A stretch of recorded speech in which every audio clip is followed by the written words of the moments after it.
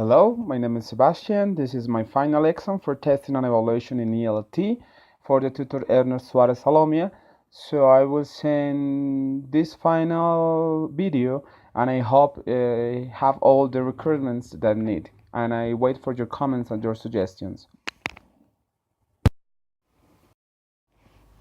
Well, first of all, we need to understand what are assessment methods. So there are strategies, techniques, tools, and instruments for collecting information.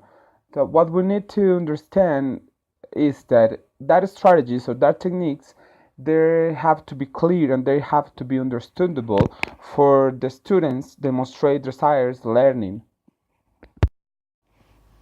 Well, okay, as well, we need to understand what types of assessment methods we have. So we have observation, simulation, questioning, third-party report, product review, portfolio, structured activities, self-assessment, and every one of them have some examples, as we can see in this video, and we can see in this screenshot. So we have questionnaires, products, written and oral reports, open-ended role play that I believe is pretty important, and real-world activities.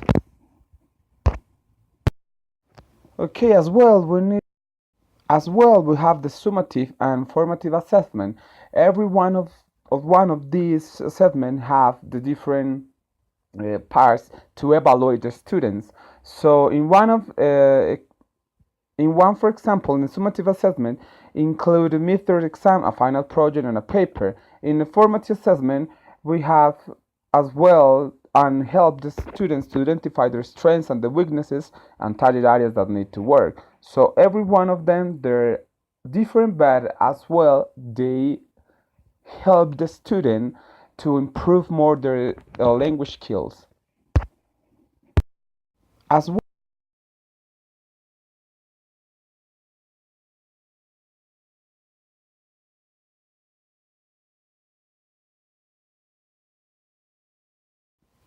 well, we need to understand when we're working with your students, we need to, for the assessment, we need to get clear these three things: the main idea of what you want to teach, the organization of your class, and the content knowledge. So I believe with these three things, you will do an agree assessment, and obviously for this kind of population that is really sometimes work with them.